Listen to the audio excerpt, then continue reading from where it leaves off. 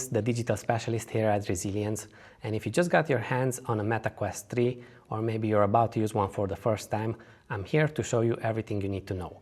From every button and adjustment to some tips that will make your VR experience much more comfortable. The Meta Quest 3 is a standalone mixed reality headset. That means you don't need a PC to use it.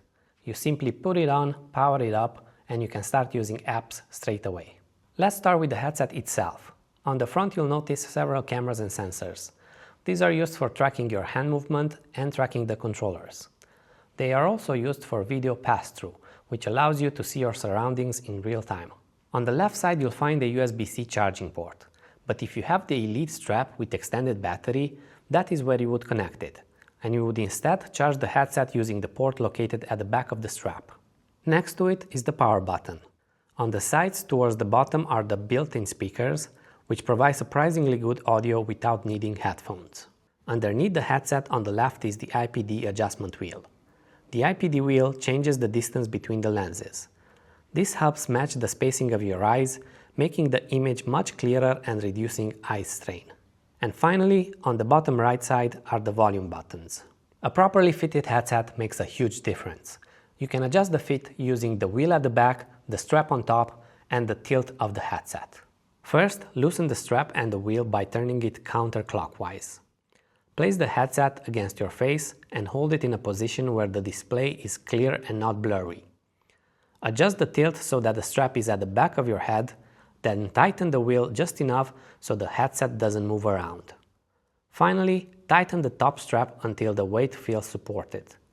Be careful not to over-tighten it, as this will just make it uncomfortable. Finally, you can also adjust the facial interface.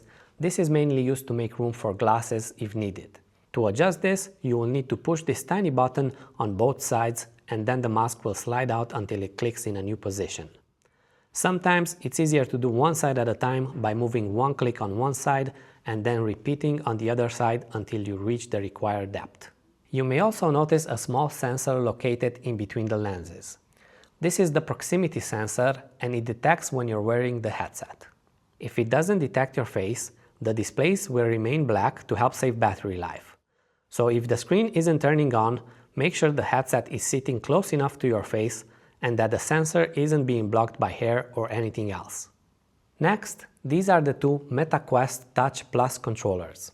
Each controller has a trigger button, grip button, thumbstick, two action buttons, A, B, X and Y, menu button on the left, and the Meta or Home button on the right controller. The Meta button is especially useful to recenter your space. Simply look in the direction you want to face, then press and hold the Meta button on the right controller for a couple of seconds. The headset will recenter your view, placing whatever you're looking at directly in front of you. The controllers are tracked using the headset cameras along with built-in sensors, making them easy to use.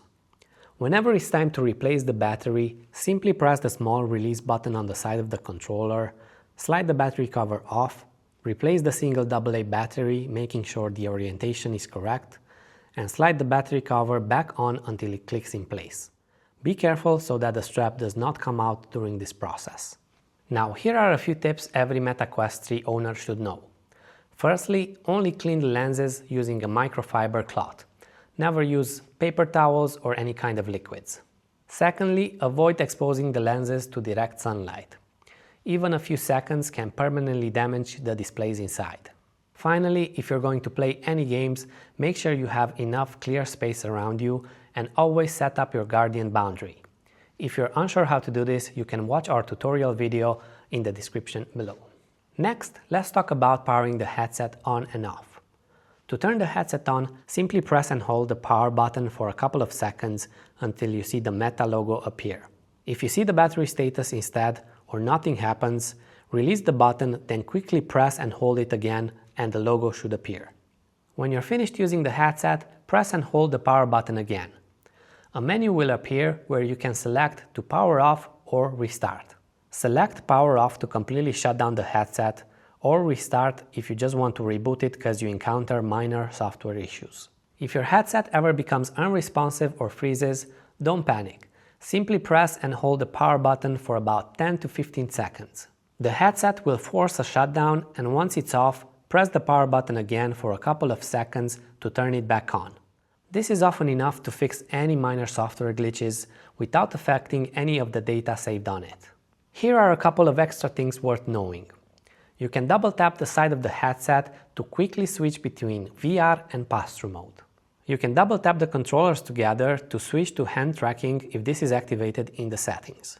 And finally, keeping the operating system and apps up to date ensures you get the latest features, bug fixes, and performance improvements. To check for app updates, open your library, then select the update section on the left. If any updates are available, you'll see them listed here. You can choose to update individual apps or update them all at once. And to update the headset's OS, open Settings, select System, then choose Software Update. Here, you'll see your current software version and whether an update is available. So that's everything you need to know about the Meta Quest 3 to get you started.